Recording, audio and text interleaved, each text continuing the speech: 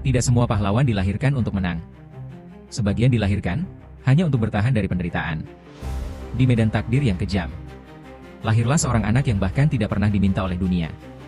Dibuang oleh ibunya sendiri. Dibesarkan sebagai rakyat jelata. Dihina karena darah yang tak pernah ia pilih. Namun ironisnya, ia justru tumbuh menjadi ksatria paling dermawan, paling setia, dan paling terhormat yang pernah berdiri di medan perang Bharata. Namanya Adipati Karna. Satria Matahari. Tapi hidupnya bukanlah kisah kemenangan, melainkan rangkaian kutukan yang perlahan menuntunnya menuju kematian. Ia dikutuk oleh gurunya, ditipu oleh para dewa, dipaksa melawan saudara kandungnya sendiri. Dan saat takdir akhirnya datang menjemput, bahkan bumi pun seolah ikut mengkhianatinya. Slow, kasih jeda 1 detik. Pertanyaannya sekarang, apakah Karna benar-benar kalah karena musuhnya? Atau ia memang tidak pernah ditakdirkan untuk menang? Api inilah kisah tentang kesetiaan, kehormatan, dan harga yang harus dibayar oleh seorang ksatria sejati. Sebelum kita masuk ke kisah epik ini, dukung channel Ngalalakon ID dengan menekan tombol subscribe, like, dan tuliskan di kolom komentar. Menurut kalian, Karna adalah pahlawan atau justru korban takdir? Karena di channel ini, kita tidak hanya menceritakan wayang, kita menghidupkannya. Sekarang, mari kita mulai kisahnya. Malam itu langit Hastinapura tidak seperti biasanya. Angin berhembus pelan, namun udara terasa berat, seolah alam sedang menahan napas. Seorang putri muda bernama Kunti berdiri gemetar. Mantra pemanggil dewa yang dulu ia ucapkan, kini menjadi kenyataan.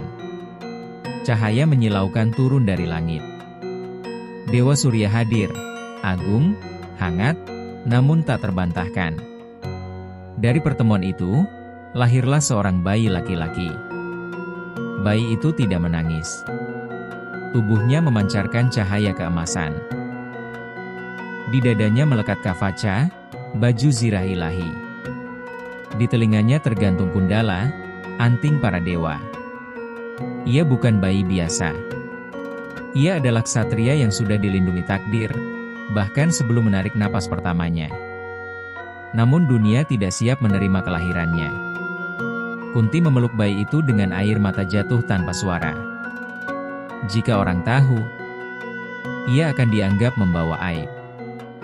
Dengan hati yang hancur, ia meletakkan bayi itu ke dalam sebuah keranjang. Sungai mengalir pelan, seolah enggan membawa sang anak pergi. Maafkan ibu, wahai anak matahari. Keranjang itu semakin jauh. Dan malam itu, takdir mulai menuliskan penderitaan panjang bagi seorang anak bernama Karna. Pagi membawa kehidupan baru bagi bayi itu. Ia ditemukan oleh seorang kusir bernama Adiratha dan istrinya, Radha. Bukan bangsawan. Bukan ksatria. Hanya rakyat biasa. Namun cinta mereka jauh lebih mulia dari darah kerajaan. Mereka menamainya Karna. Sejak kecil, tanda kebesaran itu sudah terlihat. Tatapannya tajam. Tubuhnya kuat. Semangatnya seperti api. Namun dunia tidak melihat kemampuannya. Dunia hanya melihat asal-usulnya. Anak kusir tidak pantas menjadi ksatria. Hinaan menjadi makanan hariannya. Tapi setiap ejekan justru menempa tekadnya. Karena bersumpah dalam diam. Suatu hari, dunia akan memaksaku berdiri sejajar dengan para bangsawan. Takdir tersenyum tipis. Karena jalan menuju ke sana, akan dipenuhi luka. Tak ada guru yang mau mengajarinya. Maka Karna melakukan hal nekat. Ia menyamar sebagai bangsawan, demi berguru pada Resi Parashurama, pembasmi ksatria. Hari demi hari ia berlatih hingga menjadi pemanah luar biasa. Sampai suatu siang, Parashurama tertidur di pangkuannya. Seekor serangga menggigit paha Karna. Darah mengalir deras.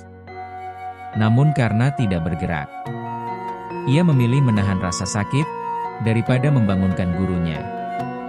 Saat sang resi terbangun, kebenaran terkuak. Tak mungkin seorang bangsawan mampu menahan sakit seperti ini. Kau bukan ksatria. Kutukan pun jatuh. Semua ilmu yang kau miliki, akan kau lupakan saat paling membutuhkannya. Dan takdir kembali tertawa.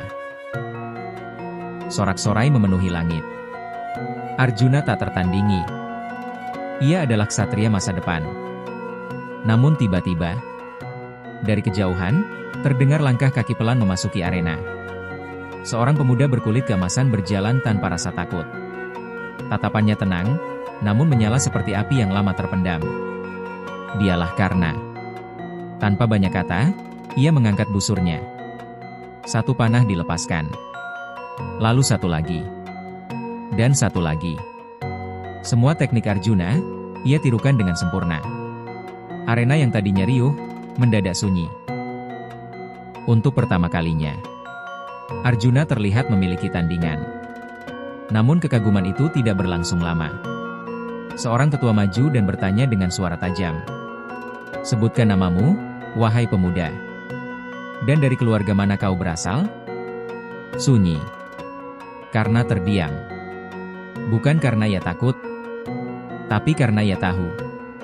Jawaban itu akan menghancurkan segalanya. Dengan suara rendah ia berkata, "Aku adalah putra Adiratha, seorang kusir kerajaan."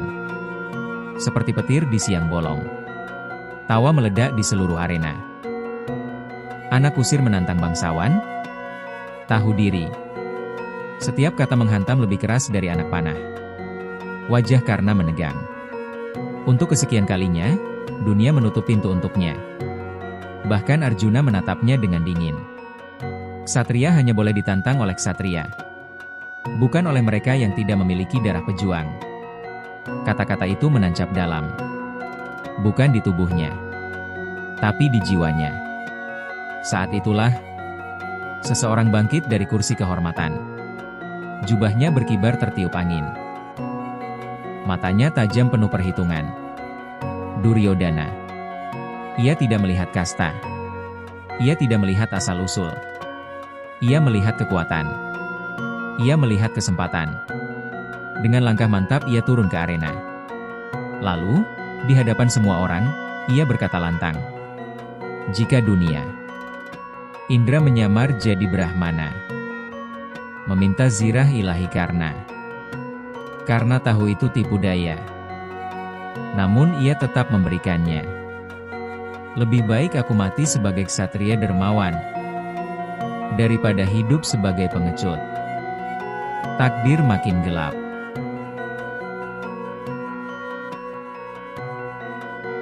Kunti datang sebelum perang. Mengaku sebagai ibunya. Sunyi. Namun karena hanya berkata, aku tidak bisa mengkhianati orang yang pertama memperlakukanku sebagai manusia. Roda kereta tenggelam. Mantra hilang dari ingatan. Semua kutukan datang bersamaan. Karena menatap langit. Tidak marah. Tidak takut. Seolah akhirnya ia mengerti, ia memang dilahirkan untuk melawan takdir. Panah dilepaskan. Waktu terasa berhenti. Saat Karna jatuh, angin berhenti berhembus. Langit redup. Seolah matahari ikut berduka. Ia tidak kalah karena lemah. Ia kalah karena takdirnya memang demikian. Namun namanya abadi.